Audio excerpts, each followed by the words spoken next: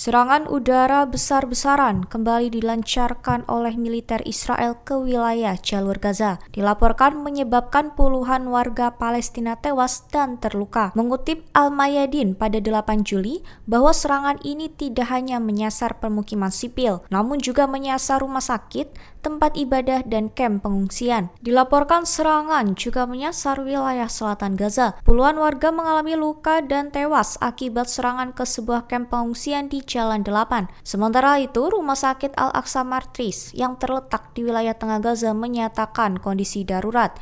Pihak rumah sakit mengumumkan bahwa generator utama mereka mengalami kerusakan parah, serta tidak tersedia suku cadang untuk perbaikan. Kondisi kian memprihatinkan karena cadangan bahan bakar yang tersisa diperkirakan hanya cukup untuk beberapa jam ke depan. Hal ini membuat nyawa ratusan pasien termasuk mereka yang berada di unit perawatan intensif berada dalam ancaman serius.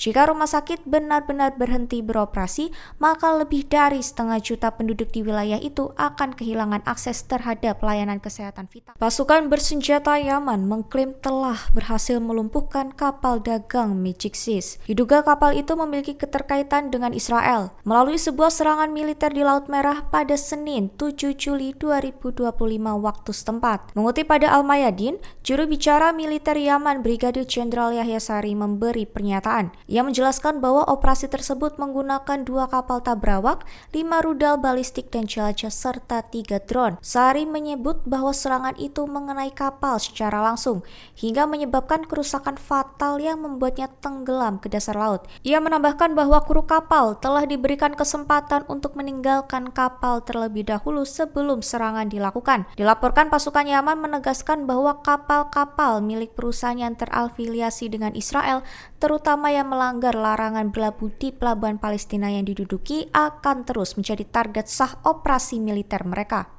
Download. Kementerian Kesehatan di Gaza mengumumkan informasi bahwa Organisasi Kesehatan Dunia hanya akan mengatur pengiriman pasokan medis secara terbatas. Mengutip Al Jazeera, pengiriman ini untuk ke sejumlah rumah sakit di jalur Gaza pada Selasa 8 Juli 2025.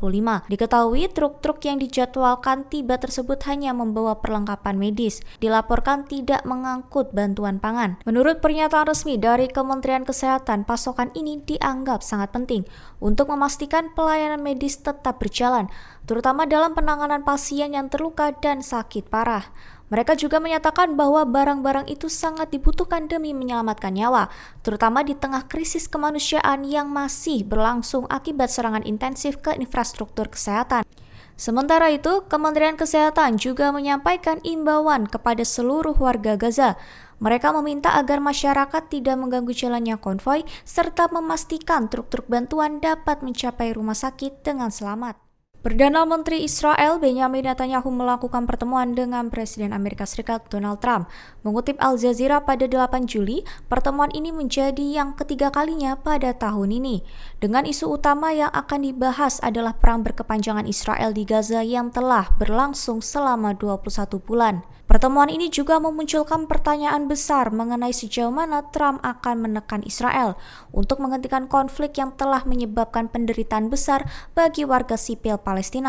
Kenneth Roth, profesor tamu, menilai bahwa pemerintahan sebelumnya di bawah Presiden Joe Biden gagal untuk mengambil sikap tegas terhadap agresi Israel di Gaza. Menurut Roth, Biden tidak benar-benar memberi tekanan dengan mengaitkan bantuan militer atau penjualan senjata kepada Israel karena khawatir akan dampak politiknya dari kelompok sayap kanan di AS. Berbeda dengan Biden, Roth menilai bahwa Trump memiliki posisi yang lebih kuat untuk menekan Israel. Menurutnya, pemerintahan Israel saat ini tidak memiliki pilihan lain selain tetap bersekutu dengan Trump. Roth menjelaskan bahwa karena tidak ada lagi tokoh politik di kanan Trump yang bisa dijadikan sandaran oleh pemerintah Israel, maka ketika Trump memberi tekanan, Israel tidak punya pilihan selain meresponsnya. Download Tribun X sekarang, menghadirkan lokal menjadi Indonesia.